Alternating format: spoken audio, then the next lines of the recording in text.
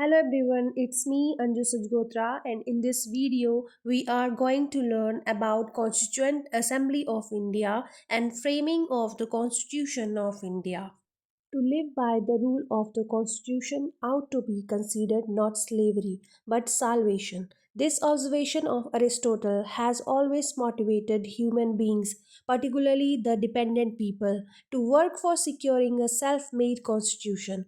We Indians naturally demanded from the alien rulers the right to have a constituent assembly of our own, having the responsibility to make a constitution for us.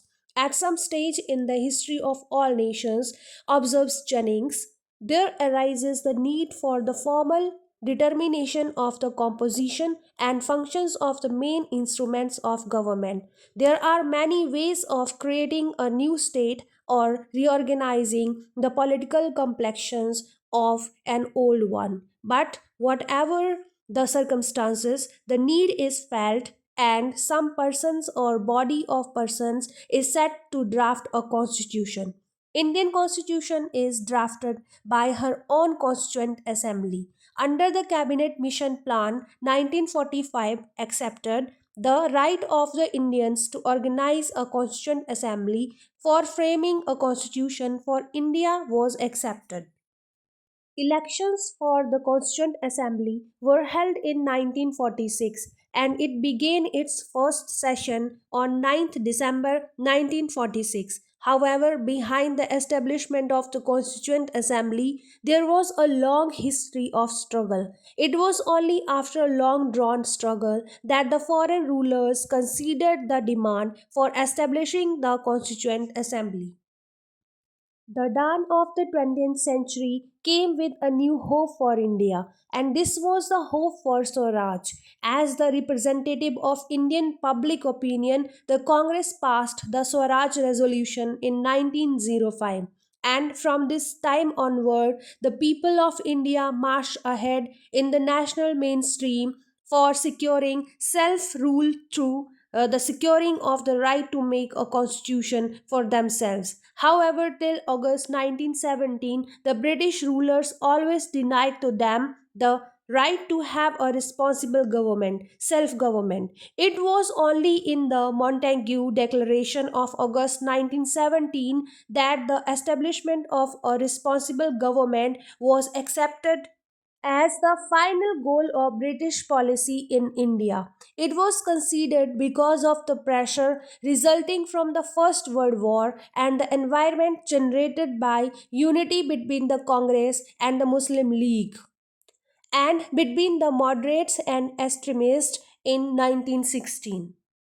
However, even after accepting the objective of responsible government for India as a goal, the Britishers continued to ignore and reject the demand for the establishment of a constituent assembly for framing a constitution incorporating this goal. Let's know about the demand for the constituent assembly. As early as in December 1918, the Indian National Congress, in its 33rd session held in Delhi, unanimously adopted a resolution demanding the right of self determination, involving the right of the people to express themselves through their elected representatives and through a constitution based on free will of the people. In 1922, Gandhiji asserted the right of self determination of the Indians and declared that it means undoubtedly India's ability to declare her independence wishes. In 1922, the moderate members of the central legislature advocated the need to call a national convention for securing Swaraj in respect of the internal administration of India. In 1924, the Swarajists raised a demand for holding a round table conference for preparing a plan for the Constitution of India. Mr. Motilal Nehru, the leader of the Swarajist group in the central legislature, moved a resolution on 8 February 1924 demanding the holding of a representative roundtable conference for recommending a scheme for a constitution of India. They repeated this demand in 1925. The Britishers, however, ignored this demand. In May 1927, the Congress passed another resolution in its Bombay session and demanded the creation of a Constituent Assembly. In 1928, M.N. Roy raised the demand for the organization of a Constituent Assembly of India. The All Party Conference 1928, through its Nehru Report, presented a draft for a Constitution of India. When the British government published a white paper on the discussion held at the Third Roundtable Conference, the Congress Working Committee, while rejecting the white paper, declared the only satisfactory alternative to the white paper is a constitution drawn up by the Constituent Assembly elected on the basis of adult franchise. The demand for a Constituent Assembly gathered momentum after the Congress passed the Complete Independence Resolution in 1930. In its passport session, the Congress declared that it stood for a genuine democratic state in India where political power would be transferred to the people as a whole and the government would be under their effective control. Such a state could only come into existence through a constituent assembly elected by adult suffrage and having the power to determine finally the constitution of the country. The provincial governments constituted under the Act of 1935 passed resolutions supporting the demand for establishing a Constituent Assembly of India. In 1938, Pandit Nehru declared the Indian National Congress stands for independence and a democratic state. It is proposed that the Constitution of Free India must be framed without outside interference by a constituent assembly elected on the basis of universal adult franchise. In 1939, when the British government demanded cooperation from the Indians during the Second World War, the Congress Working Committee firmly declared through a resolution that recognition of India's independence and the right of her people to frame their constitution through a constituent assembly is essential in order to remove the tint of imperialism from Britain's policy and to enable the Congress to consider further cooperation. They hold that the Constituent Assembly is the only democratic method of determining the constitution of a free country, and that no one who believes in democracy and freedom can possibly take exception to it. The Working Committee believes that the Constituent Assembly is the only adequate instrument for solving communal and other difficulties.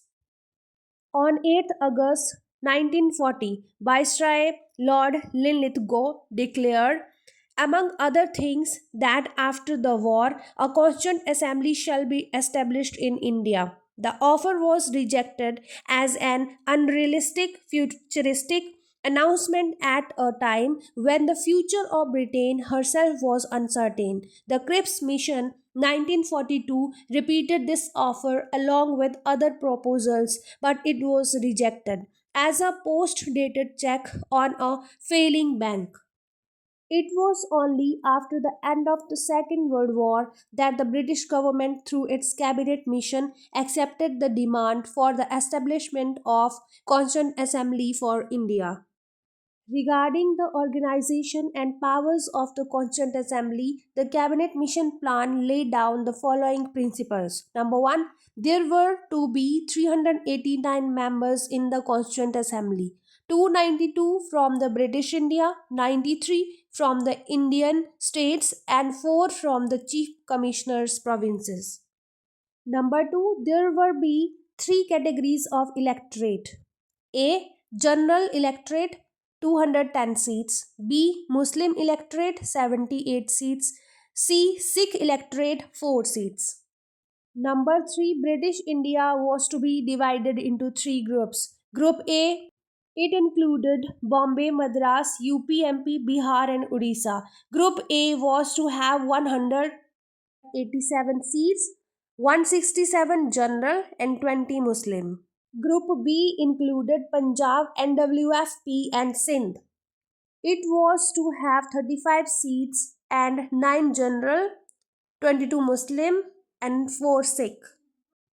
Group C included Bengal 60 seats, in which 27 general and 33 Muslim seats, and Assam with 70 seats, in which 34 general and 26 Muslim. The representatives from British India were to be indirectly elected by the provincial legislatures by a system of proportional representation, single transferable vote system. The mode of appointment, elections, selection of the representatives of the Indian states was to be decided by the committee. The acceptance of the cabinet mission plan paved the way for the holding of elections for the Constituent Assembly of India. Let's know about the elections for the Constituent Assembly. As the first step, elections were held for the provincial assemblies. Out of the total of 1585 of the legislative assemblies of all the provinces, the Congress won 925 seats. 95% of non Muslim seats were won by the Congress. The Muslim League was in a position to win majority of Muslim seats in all the provinces. Thereafter, in July 1946, elections for the Constituent Assembly of India were held. In these elections, out of 210 general seats, the Congress captured 199, and out of 78 Muslim seats, the Muslim League got 73. Many other seats were captured by the Congress backed candidates, and as such, it enjoyed the support of 208 members, a thumping majority indeed. The Constituent Assembly held its first meeting on 9th December 1946 under the temporary chairmanship of the oldest member, Dr. Sachidanand Sinha. It was attended by 211 members out of the total of 296. On 11th December, it elected Dr. Rajendra Prasad as its permanent president. Its membership included all eminent Indian leaders. Let's know about the boycott of the Constituent Assembly by the Muslim League. The election results, particularly the big majority secured by the Congress, unup the Muslim League. It passed two resolutions. By the first, it withdrew support from the cabinet mission plan, and by the second, it resolved to resort to direct action for achieving Pakistan. It decided to boycott the Constituent Assembly. It celebrated 16th of August 1946 as the Direct Action Day. After partition, 28 representatives of the Muslim League joined the Constituent Assembly. Let's know about the status of the Constituent Assembly. At the time of its establishment, the Constituent Assembly was not a sovereign body. It stood organized on the basis of the Cabinet Mission Plan. Its powers were derived from the sovereign authority of the British Parliament. Some Indian leaders held the view that the Constituent Assembly was not a sovereign body. However, Patel and Nehru believed that it was a sovereign body. The Assembly resolved this issue by adopting the Assembly should not be dissolved except by a resolution ascended to by at least two-thirds of the whole number of members of the Assembly. Once constituted, it could not be dissolved even by Britain.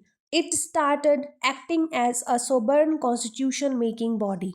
When India became independent on 15 August 1947, the Constituent Assembly became a fully sovereign body and remained to till the inauguration of the Constitution of India. During this period, it acted in a dual capacity. First, as the Constituent Assembly engaged in the making of the Indian Constitution, and secondly, as the Parliament of India. It started undertaking the legislative work. Let's know about the major task of the Constituent Assembly, the making of the Indian Constitution. The major task before the Constituent Assembly was indeed the making of a constitution for India. And just after 4 days of its an inaugural meeting, the first step was taken towards this goal when Pandit Jawaharlal Nehru introduced the objective resolution in it and described it as a solemn pledge of the people. The objective resolution made specific the objectives which were to guide the framing of the constitution. In the main, it affirmed commitment to the principles of popular sovereignty, justice, liberty, equality, special protection to the minorities, unity and integrity of the country, and world peace. This resolution was adopted by the Constituent Assembly on 22nd January 1947. It provided the ideological framework within which the Constituent Assembly was to formulate the Constitution of India. Let's know about the Indian independence and the Constituent Assembly. On 15 August 1947, India became independent. A day before, on 14 August, Pakistan was carved out of India. The Constituent Assembly of India then got a sovereign status and started undertaking the task of formulation of the Constitution of India with a new zeal and enthusiasm. The accession of many Indian states to India made this august body more representative. It started working as a fully representative, all powerful, and truly national assembly. Let's know about the constitution of various committees. For conducting its work in a systematic and efficient manner, the Constituent Assembly constituted several committees which were to report on the subjects assigned to them. Some of these committees were committees on procedural matters, while others were committees on substantive matters. In the first category came Rules of Procedure Committee, Finance and Staff Committee, Credentials Committee, Steering Committee, Hindi Translation Committee, Orders of Business Committee, Urdu Translation Committee, Press Gallery Committee, House Committee, and Committee on Independence Act.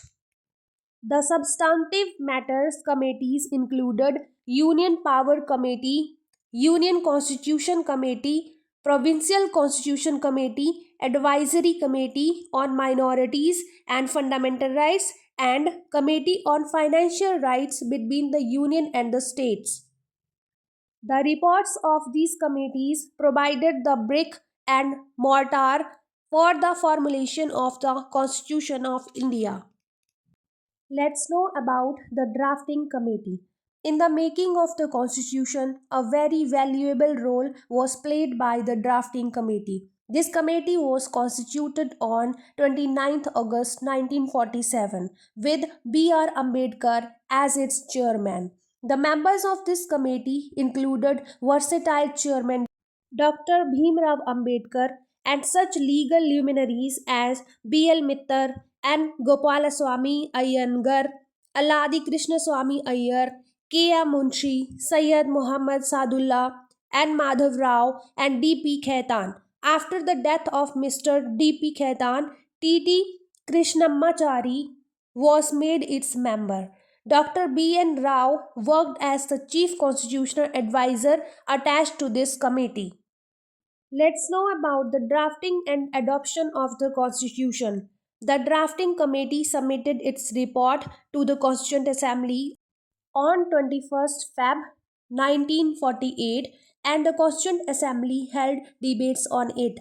On the basis of these discussions, a new draft was prepared by the drafting committee and submitted to the Assembly on 4th November 1948. The first debate on this draft was held from 4th to 9th November 1948.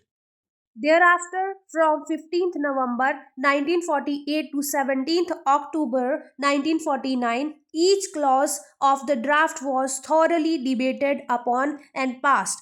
In all, 7,635 amendments were proposed, out of which 2,473 amendments were discussed.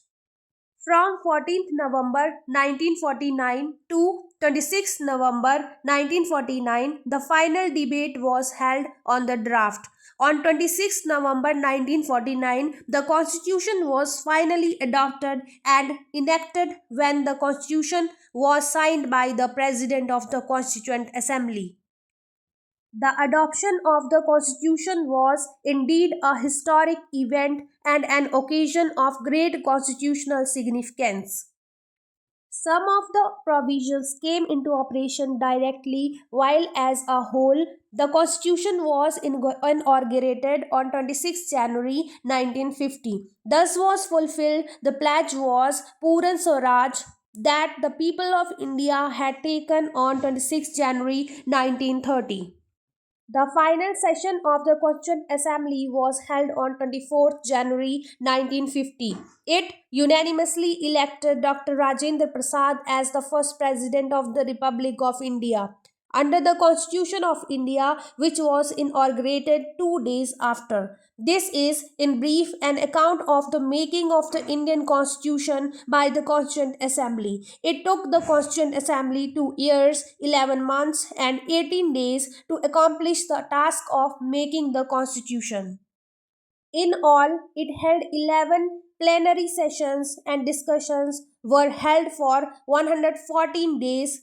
Rupees 63 lakh 96,273 were spent on this exercise. The Constitution of India is indeed the highest and most valuable contribution of the Constituent Assembly to the Indian political system.